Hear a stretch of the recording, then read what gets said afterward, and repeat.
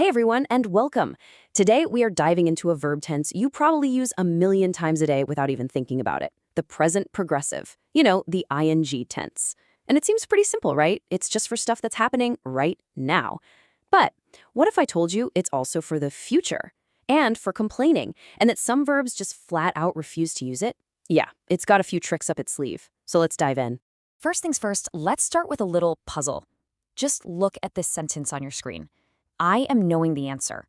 It just feels clunky. It sounds wrong, doesn't it? But why? I mean, it seems to follow all the basic rules. Well, hang tight, because by the end of this, you're going to know exactly why this sentence is a major grammar no-no. All right, so let's get into it. Part 1, what's happening right now? This is the core idea, the one we all learn first. It's the most common use of the present progressive. Okay, if you're going to remember two words today, make them these: temporary and around now. That's the whole game. The present progressive is for actions that have a beginning and, crucially, an end. They're not permanent states of being. Think of it like you're taking a snapshot of something that's already in motion. It was happening a second ago, it's happening now, and it'll probably happen for another few seconds, but it's not going to last forever. And that brings us to the big one, the main event, the thing that trips a lot of people up: now versus always. This is all about knowing when to use the progressive tense versus when to use the simple present. It's the key difference, so let's break it down. So check out this example. You yell at your friend, "Hurry up, we're all waiting for you." You're talking about a temporary situation, right? The action of waiting is happening right this second, but it's not going to last forever. Hopefully. This timeline here shows it perfectly. See that? The action, whether it's waiting or in this case crying, it's happening in this little bubble of time around the present moment. It's not some permanent thing that stretches way into the past and future. Nope, it's just a temporary event. Okay, now let's flip that. Alice works for an insurance company. We use the simple present here. We don't say Alice is working for an insurance company, at least not if we're just talking about her job in general. So what gives? Why is that? Well, it's because her job is a pretty permanent, or at least a long-term situation. It was true yesterday, it's true today, and we assume it'll be true tomorrow. So as you can see on this timeline, it's not a temporary bubble. It's a solid line stretching across time. It's a general truth about her life. Let's really lock this concept in. On the left, we've got our temporary actions. The kettle's boiling, but it's not going to boil forever. Look, it's snowing. Again, that's happening now, but it will stop. Now on the right, we've got permanent truths. Water boils at 100 degrees Celsius. That's just a scientific fact. It's always true. It usually snows in January. A general truth. That is the core difference right there. Now versus always. Okay, remember that weird sentence from the beginning? I am knowing the answer. It's time to solve the mystery. Here's the big secret. Some verbs, just because of what they mean, do not like the progressive tense. They just don't do it. These are what we call state verbs, or sometimes stative verbs. And the name says it all. They don't describe actions, they describe states of being. Think about it, right? You don't do knowing. It's not an action you perform, it's just a state your mind is in. Same with loving someone or owning a car.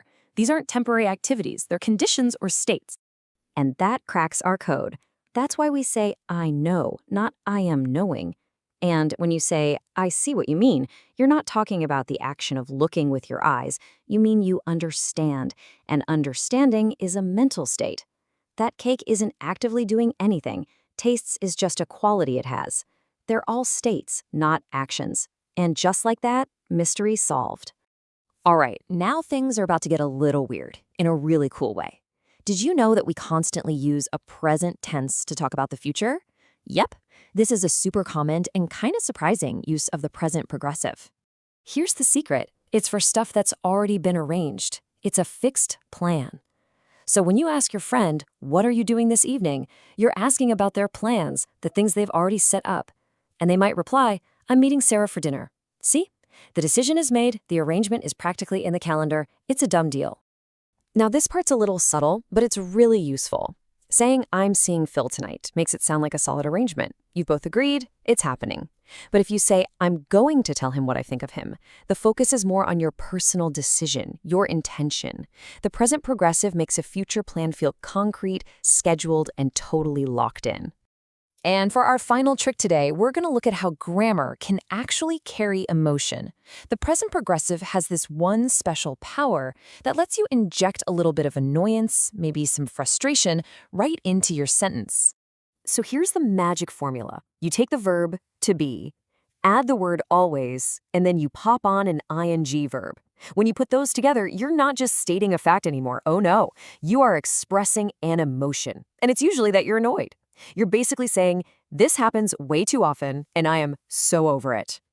I mean, just listen to this classic example. I'm always losing my keys. You can just feel the frustration, can't you? It's so much more powerful than just saying, I often lose my keys. This version is packed with emotion. It's a complaint. You're not just sharing a fact, you're sharing the feeling behind it. It's brilliant grammatical shorthand for, this is driving me crazy. So, we just learned that love is a state verb, right? You're not supposed to use it in the progressive tense. But what about one of the most famous advertising slogans in the entire world? I'm loving it. They're clearly breaking the rule. So why do you think they do that? What does loving suggest that the plain old word love doesn't? Does it feel more active, more in the moment, maybe more fun? It's something to think about, isn't it? Because once you really understand the rules, you can start to see how powerful it is when people decide to break them.